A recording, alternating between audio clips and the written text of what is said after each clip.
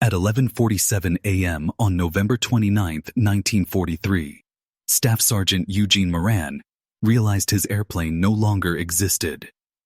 There was no roar of four right cyclones, no steady thunder of formation. There was only the shriek of wind and the sickening, weightless feeling of freefall. The tail section of B-17F Rikki Tikki Tavi, the only part of the airplane he could still see, was tumbling end over end, 20,000 feet above Germany. Through the curved plexiglass of his rear window, the sky and the earth traded places every second. Blue, brown, blue, brown. He was 19 years old. Strapped into a tailgun he could not escape. No parachute. No way forward through the shattered fuselage. Just two .50 caliber Brownings, a dead intercom, and German fighters still circling, looking for kills. So he did the only thing left he knew how to do. He wrapped his hands around the butterfly triggers and kept firing. 4 hours earlier, none of that existed. It was just another freezing English morning at RAF Snetterton Heath. The 96th Bomb Group's hardstands were alive with motion. Fuel trucks, bomb trolleys, ground crews in greasy parkas. 346 flying fortresses were going out that day, bound for the shipyards and factories of Bremen. The briefers had been blunt. In the previous month, Bremen's Flak batteries had destroyed 64 bombers. Moran's squadron alone had lost 11 tailgunners since September. 19-year-old Eugene Moran climbed the ladder into Rikki Tikki Tavi and crawled aft, past bomb bay, radio room, waist windows, into his world, the tail. A metal tube barely wider than his shoulders, ending in a bubble of plexiglass with two .50s poking out like insect mandibles. The tail position gave the best view in the formation. Everything that mattered came from 6 o'clock, but it also meant isolation. Once he backed into that cramped space and clipped his safety strap, there was no way anyone could reach him quickly. No medic. No help if fire came. No one to pull him if he was hit. His parachute, like every B-17 tailgunner's, was stowed forward, near the waist. There was no room to wear it in the turret. If something went wrong, he'd have to crawl out, in a shaking airplane, under fire, and clip in. He knew, putting his gloves on, that if it went bad, he'd face it alone. They crossed the German coast at 23,000 feet. Frost crawled along the inside of the plexi. Ice fog hung in the corners of his breath. Fighters, 11 o'clock high. Voices crackled in his headset as the first dark specks appeared against the sun. Messerschmitt Bf-109s, diving, cannon flashes winking. From the tail, Moran had the widest arc of fire. He tracked a 109 coming straight up the bomber's 6, wings rocking as it lined up. He squeezed. The twin .50s hammered, the entire tail shuddering. Spent brass rattled around his boots, the smell of hot oil and cordite filling the tiny space. Tracers arced toward the German's nose. At the last moment, the 109 jerked away, smoke trailing from its engine. He didn't have time to celebrate. The flak started. Black bursts appeared across the formation like sudden deadly flowers. Each one threw out fragments at nearly 3,000 feet per second. Steel slashed through aluminum and flesh without caring which was which. The fortress lurched. Shrapnel rang against the tail. In his headphones, the intercom coughed once and went dead. Silence pressed in, broken only by the engines and the wind. Through his little window, Moran watched Rikki Tikki Tavi start to slide backward, slipping out of the protective box of bombers.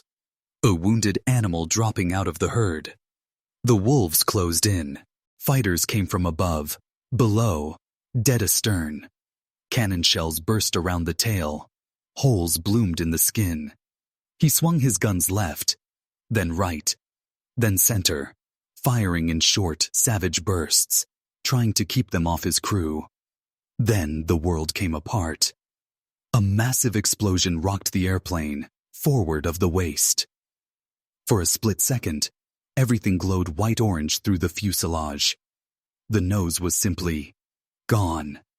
Where the bombardier, navigator, pilot, co-pilot, and engineer had been seconds earlier, there was now open sky and fire.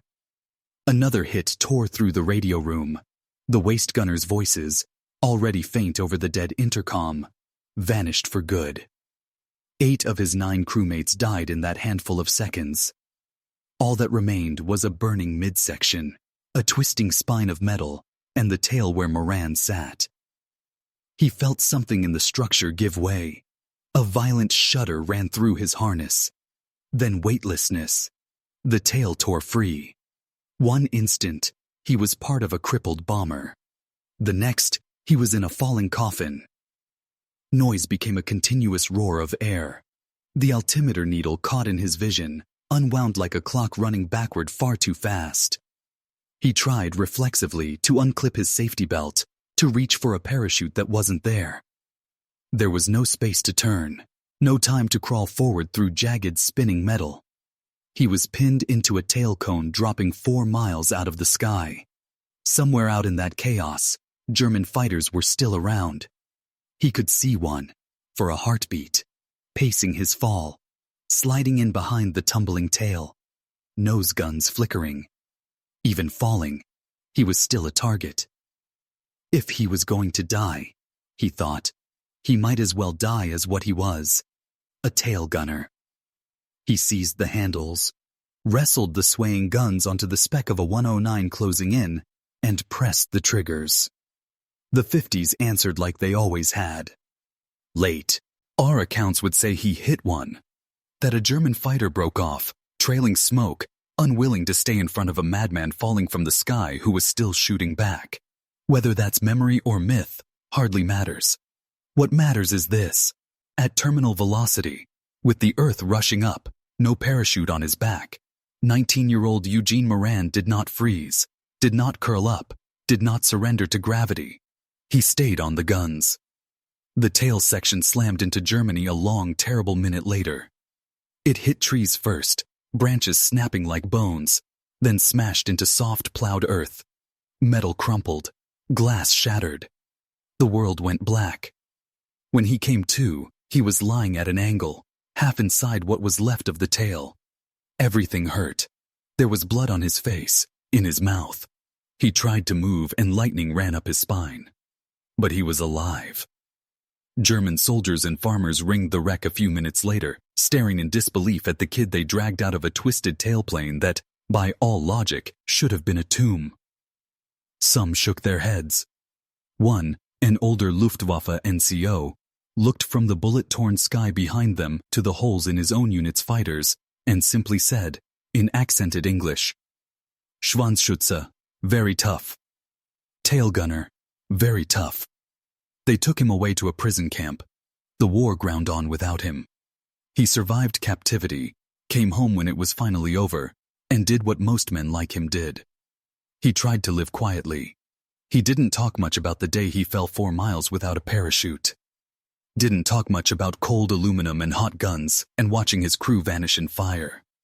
But the record, and the scars, were there. And for anyone who's ever wondered what doing your job really meant at 20,000 feet over Germany, it's this. Even when the airplane is gone, even when the ground is coming up, even when the math says you are ready dead, you keep your hands on the guns. You keep shooting back.